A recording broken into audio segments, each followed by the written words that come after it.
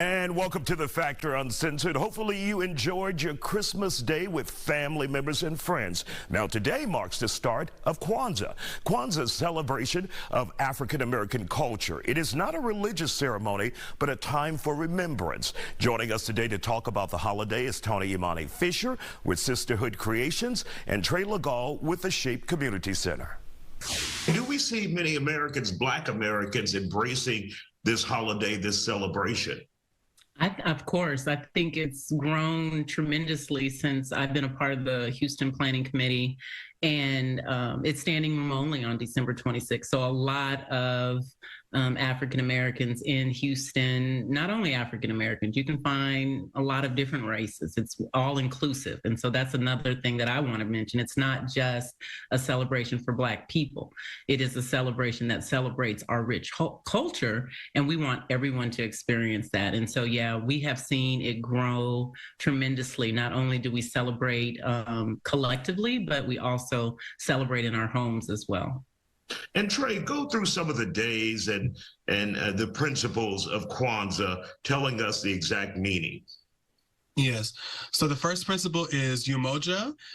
So that is Kiswahili for unity.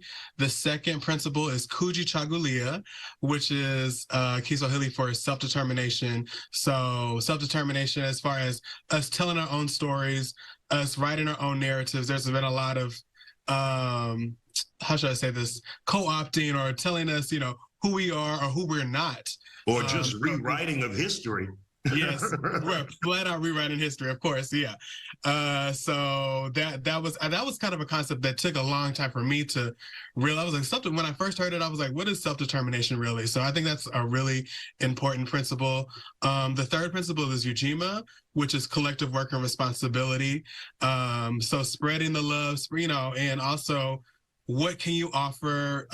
One thing at Shape we say is, I am because we are, therefore I am. There's no you without me, there's no me without you. We are all a part of a family of interdependence. So we need everybody to, if what you can do is clean the dishes, then that's important, that's what that is your offering, and just that collectivity about it. The next principle is ujamaa, which is cooperative economics. So supporting our businesses and even, like I said, just within our home as well, not even just about cash, but just about the energy that you spend and keeping that in our community, and not for exploitative corporations and things like that. The fifth principle is nia, which is purpose. So us, our collective purpose. And I think that's such a huge thing for us, so many of our youth as well, having a lack of purpose, and also finding that purpose in the community. The sixth principle is kuumba, which is creativity, which is kind of self-explanatory. And then our last principle is Imani, Sister Imani, which is faith. So celebrating, like I said, it's all different faiths. You'll see if you come out, and when you all come out, you'll see all different practices, all different religions, creeds. And so whatever your God, the creator of all of us, to celebrate that. So those are the 7 principles that we celebrate.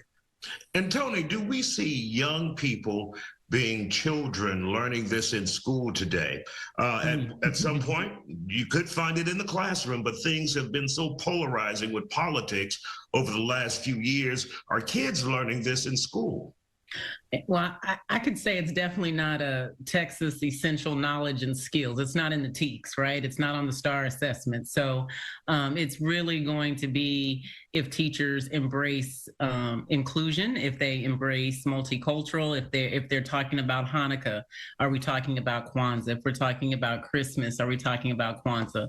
And so, no, I don't think you're going to find it in any curriculum, However, I do believe there are educators in the city that will take that time out and expose their students to the rich culture and activities that happen that center around Kwanzaa, because it's very, goes back to just encouraging students to take ownership of themselves and ownership of their learning. And so the principles speak to that. So I hope that teachers will take that time out. One of the things that we are always excited to talk about is our children's Kwanzaa event. So not only do we have our our larger events that are geared to families, but we have student-specific children Kwanzaa events that are also scheduled during that week. So parents can bring their little ones out and they can participate in Kwanzaa with age-appropriate activities. And for those who would want more information on what you guys have going on, many of the activities, where should they go to get that information? Go ahead, Trey. Oh, okay.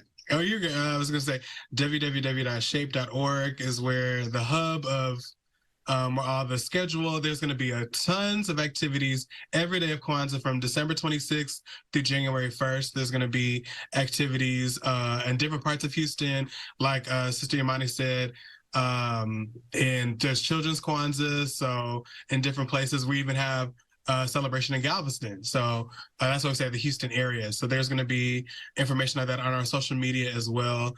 And we have a lot of different partnering organizations, but SHAPE is kind of like the hub of where the information is going to be disseminated. So yeah. Okay. Trey Legault, Tony and Monty Fisher, we want to thank you both for educating us and providing us with the information we need to celebrate Kwanzaa this year. Thank you both for joining us here on The Factor Uncensored.